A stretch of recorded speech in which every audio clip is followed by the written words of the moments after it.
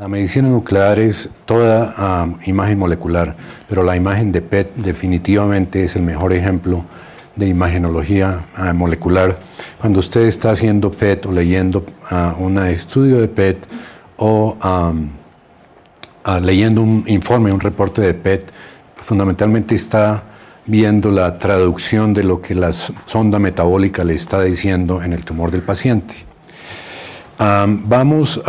Por lo que me pidieron los organizadores, lo que vamos a hacer hoy es, todas las charlas son muy elementales. Si ustedes están avanzados en PET, discúlpeme, pero entiendo que la audiencia en general quiere tener un curso de inmersión, llamémoslo así, en lo que es imagenología del PET. Y si usted está empezando, tal vez esto es lo que necesita. Discúlpeme si mi voz me falla, estoy lidiando con un resfriado bastante molesto y con esto vamos a empezar. Casi siempre que hago este tipo de intervenciones, me gusta hacer preguntas a la audiencia. Entonces hoy, para que todo el mundo esté tranquilo, no va a haber examen antes ni después, pero les traje una pregunta fácil que todos ustedes deben saber. La primera pregunta es, ¿cuál es el nombre de este individuo? Cualquiera puede contestar. Y la segunda es, ¿de dónde es? Del Valle. Muy bien. Por esa razón no les traje otras preguntas de PET. Y afortunadamente contestaron eso acá.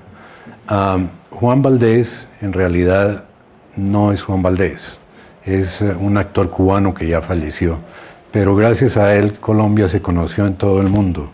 Y lo segundo es cubano, pero todos tal vez lo queremos como colombiano.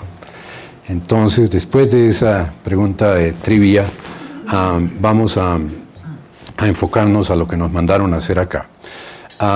El reporte o el informe de PET, aunque parezca muy sencillo y de pronto ofensivo para ustedes que alguien viene a hablarles de cómo entender un reporte de PET, es bastante importante porque es la información que nosotros le damos a ustedes de la integración de la imagen en el CT y en el PET, la imagen metabólica y funcional, pero es muy importante la información clínica que ustedes nos dan con respecto del paciente. Es importante para llegar a un diagnóstico, algunas veces preciso, otras veces aproximado, pero la mayoría de las veces inteligente. Y es muy importante también para saber que el estudio es adecuado, primero que todo para el paciente, que es nuestro objetivo principal, y segundo, para que estén seguros, por lo menos en nuestro medio, que las compañías de seguros están de acuerdo en pagar para ese examen de PET. Entonces, el informe de PET se divide en 34 elementos. Cuando estoy hablando con mis residentes de medicina nuclear o de radiología, ellos tienen que saberse los 34 elementos, pero vamos a dividirlos en 4 o 5. El primero es la información clínica que ustedes nos dan. Entonces, vamos a insistir un poquito en eso. El segundo es una descripción que ustedes van a encontrar aburridora del procedimiento, pero voy a explicarles por qué lo hacemos y cómo se hace. El tercero es si hay estudios anteriores de cualquier otra modalidad, incluyendo PET, CT o PET solamente, MRI, ultrasonido, y con las fechas, etc.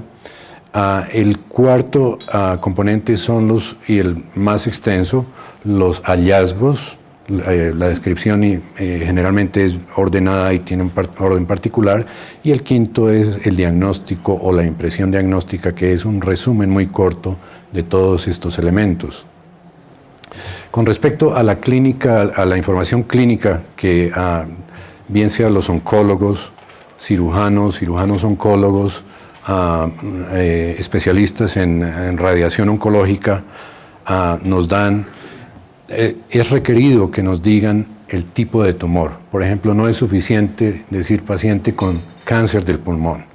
Tiene que ser cáncer del pulmón de células pequeñas, de células no pequeñas, en algunos casos muy escogidos, un tumor carcinoide, etcétera, porque en esa forma podemos inmediatamente aceptar el caso o rechazarlo y explicar por qué no es conveniente hacerlo, porque la captación no es conveniente porque no hay suficiente evidencia de que el PET le vaya a ayudar a su paciente.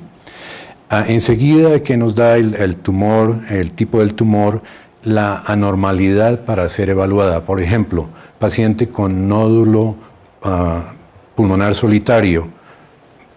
La pregunta, ¿es benigno o es maligno? Entonces ya con eso estamos en una frase, nos dicen, esto es lo que queremos saber. Y la pregunta clínica es fundamental.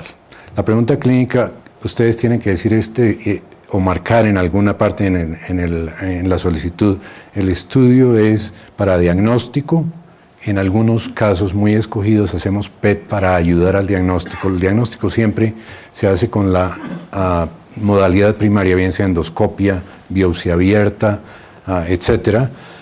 Pero en algunos casos, y hablaremos de eso más adelante en la mañana, usamos PET para ayudar al diagnóstico. Si es para estadiaje inicial, o lo que hoy en día se llama planeamiento de la terapia inicial, bastante importante para saber cómo le respondemos en los hallazgos, o si el paciente ya ha sido estadiado y tratado y vamos a hacer un reestadiaje, y en algunos casos para evaluar la respuesta a terapia. Cada uno de estos puntos es importantísimo y el médico remitente generalmente no ve todo eso, pero gastamos, porque nosotros mismos hacemos los protocolos de los pacientes, un buen número de minutos mirando los exámenes anteriores, la indicación, etc.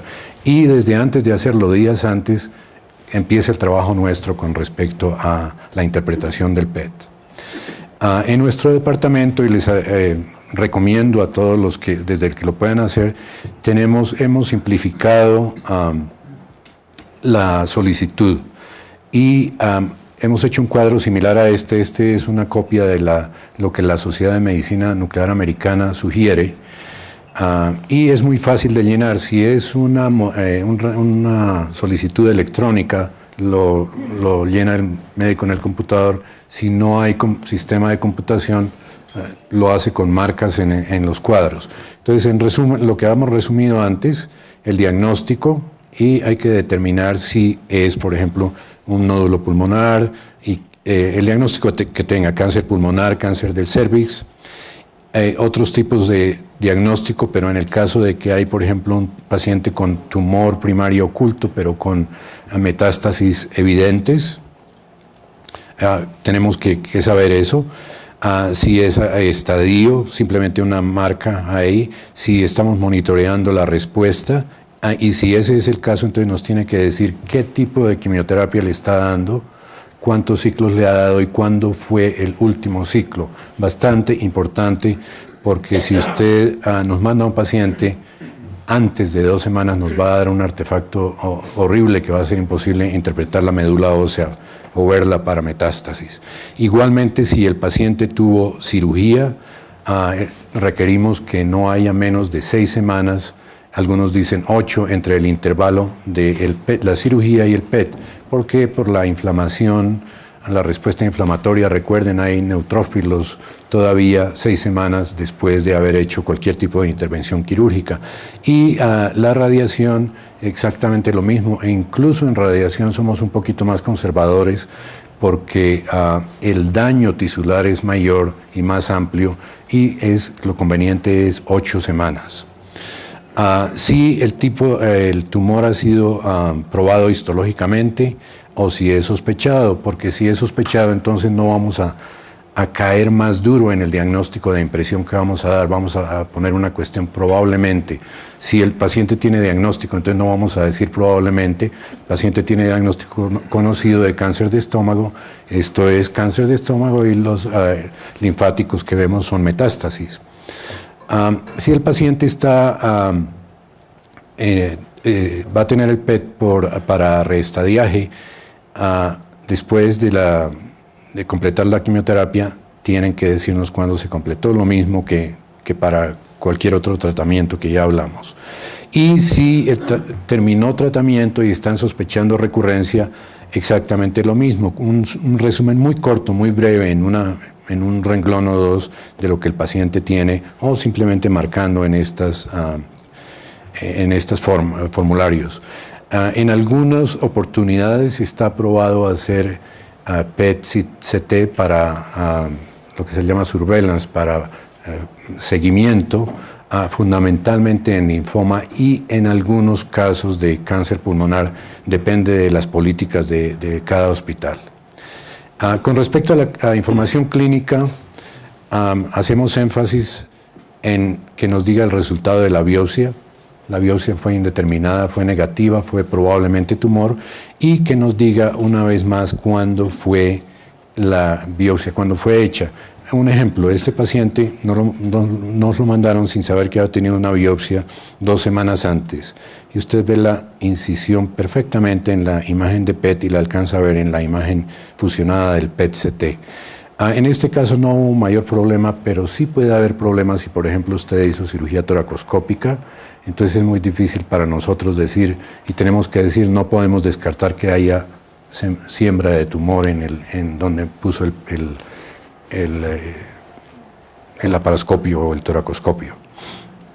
Una vez más, quimioterapia, no menos de 2 semanas. Lo que pasa con quimioterapia es fundamentalmente si usted da factores de crecimiento, va a haber una respuesta de rebote. Recuerde que lo que estamos imaginando es metabolismo. La quimioterapia per se mata todas las células benignas y malignas, y después la médula ósea se defiende respondiendo en una forma masiva, y vamos a captar esa respuesta masiva que se ve con captación bastante alta, y no vamos a ver si hay metástasis en la médula ósea. Una vez más, lo mismo para radioterapia, cirugía y otros tratamientos. Si este paciente no es un paciente de cáncer, pero por ejemplo está recibiendo esteroides o está recibiendo alguna otra droga que pueda causar metabolismo incrementado. Y cualquier parte de la historia clínica que sea significante, por ejemplo, pacientes con sarcoide, es un distractor bastante grande para nosotros, o pacientes con HIV que sea positivo, la mayoría de ellos tienen linfadenopatía con una respuesta más bien mínima que produce confusión si no sabemos cuál es el origen. Con respecto a la indicación clínica, hay un artículo que es reciente, relativamente 1 año y medio, que fue publicado por el organismo nacional que hace evaluación de los PETs en los Estados Unidos. Y ellos evaluaron todos los 34 elementos del informe de PET. En otras formas, cómo estábamos informando los PETs en un estudio nacional. Pero al mismo tiempo estaban analizando qué clase de información clínica nos estaba dando el médico remitente. Y curiosamente, encontraron que 56%, casi la mitad de los reportes de PET, no hacían referencia a la pregunta clínica.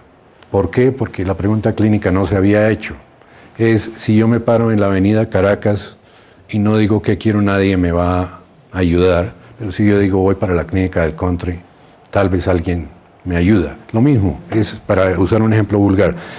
Si no se hace la pregunta, entonces nosotros no la contestamos y damos un reporte de esos que no son ni para acá ni para allá, sino hay focos de avidez acá y allá o no hay. Y el problema fundamental es que si no se hace la pregunta, no hay respuesta, y el PET no va a tener ningún impacto en el manejo del paciente, que una vez más es nuestra prioridad número 1.